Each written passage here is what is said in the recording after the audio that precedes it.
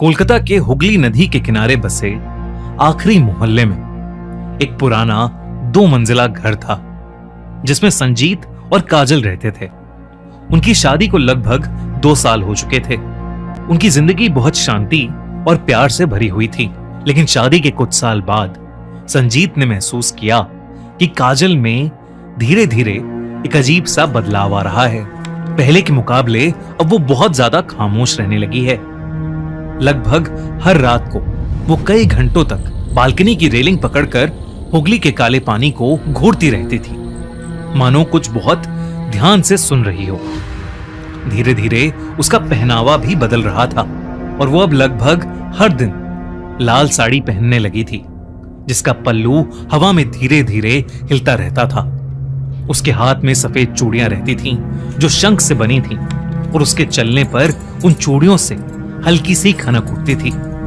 साथ ही साथ काजल, जिसको मछली कुछ खास पसंद नहीं होती थी, वो अब हर दिन ढेर सारी मछली भी खाने लगी थी। और अगर किसी दिन संजीत मछली लाना भूल जाता तो वो उससे मछली लाने की जिद करती और उसे जबरदस्ती वापस भेज देती थी। संजीत को समझ नहीं आ रहा था कि काजल को अचानक से हो क्या गया है। एक रात जब संजीत सो रहा था तो उसे ऐसा लगा कि जैसे कोई उसके कंधे को चबा रहा है। उसकी अचानक से नींद टूट गई, पर जब उसने देखा तो वहां कोई नहीं था, बस काजल थी जो उसके बगल में आराम से गहरी नींद में। अगली सुबह संजीत उठा तो उसे अपने कंधे और गर्दन में बहुत तेज दर्द महसूस हुआ, जैसे किसी कीड़े ने उसे काटा हो। उसने देखा तो उसके कंधे और गर्दन पर गहरे दांतों के निशान थे, जिसे देखकर वो घबरा गया। उसे शक हुआ कि कहीं काजल ने तो उसे नहीं काटा। संजीत को अब अपनी वाइफ काजल की हरकतों से डर लगने लगा था। एक रात संजीत की नींद अचानक से टूट गई जब उसने किचन से एक डरावनी और अजीब सी आवाज सुनी, जैसे कोई जानवर कुछ चबा रहा हो। काजल बेड पर नहीं थी। संजीत उठा और काजल का नाम पुकारते हुए किचन की तरफ गया। पूरा घर अंधेरे में डूबा हुआ था और सिर्फ फ्रिज की हल्की सी रोशनी में थोड़ा सा किचन दिख रहा था। जैसे ही वो दरवाजे के पास पहुंचा, उसकी आंखें फटी रह गईं। उसके ठीक सामने काजल खड़ी थी, जो अपने दांतों से एक कच्ची मछली को बेदर्दी से खा रही थी। उसकी उंगलियों से टपककर फ्लोर पर गिर रहा था और उसके होंठ और दांत खून से सने थे। अचानक काजल ने अपनी गर्दन संजीत की तरफ घुमाई। उसकी आंखें एकदम लाल थीं। संजीत का दिल जोरों से धड़कने लगा और उसके देखते ही देखते अचानक से काजल शेर की तरह कूदते हुए उसके सीने पर चढ़ गई। संजीत नीचे गिर गया। उसने देखा कि काजल उसके ऊपर झुकी हुई है और अपने लंबे दांतों से उसका खून पी रही है। संजीत पसीने में लथपथ, हिल भी नहीं पा रहा था। जैसे तैसे उसने उठने की कोशिश की तो काजल के उल्टे पैरों पर पड़ी और वो देखते ही संजीत इतना घबरा गया कि वो बेहोश पड़ गया।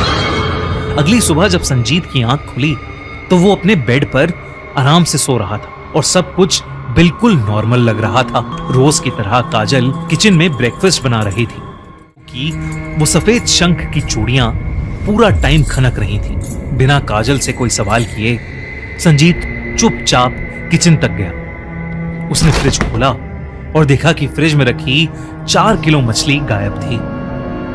संजीत समझ गया था कि रात को जो कुछ उसने देखा था वो कोई सपना नहीं था। अचानक संजीत को अपनी गर्दन पर एक जलन महसूस हुई। उसने बाथरूम के तो उसके शरीर पर दांतों के गहरे निशान अब भी थे। ये सब देखकर संजीत का दिल जोरों से धड़कने लगा।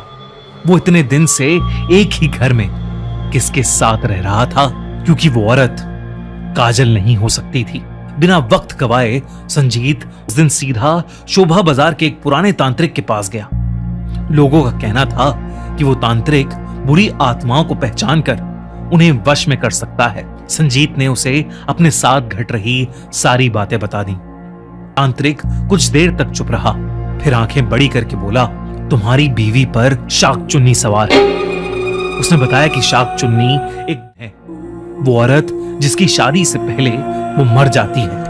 वो एक ऐसी आत्मा बन जाती है जो शादीशुदा औरतों के शरीर में घुसकर उनकी जिंदगी जीने लगती है और अपनी ख्वाहिशें पूरी करने लगती है, और फिर धीरे धीरे घर के आदमी का खून पीकर वो उसे कमजोर बना देती है।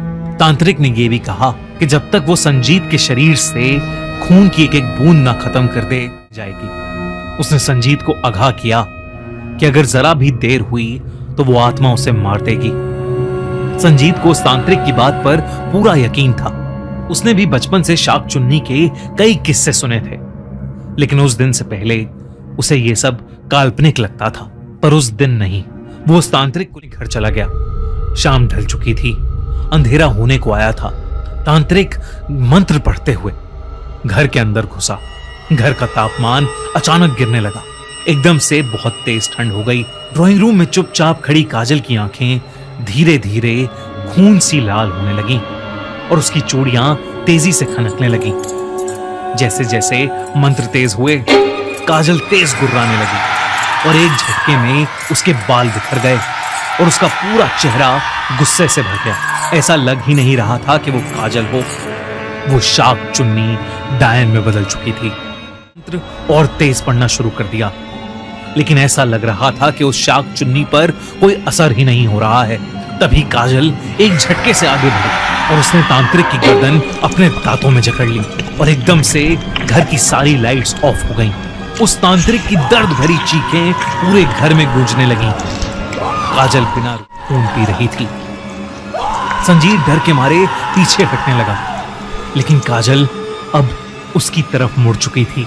उसके उल्टे पैर जमीन पर घिसते हुए आवाज कर रहे थे और उसकी लाल साड़ी अंधेरे में चमक रही थी। उस रात संजीत के घर से एक भयानक चीख सुनाई दी। सुबह जब पुलिस और पड़ोसी घर के अंदर घुसे तो उन्होंने एक बहुत ही डरावना मंजर देखा। फ्लोर पर संजीत और तांत्रिक की लाश पड़ी थी।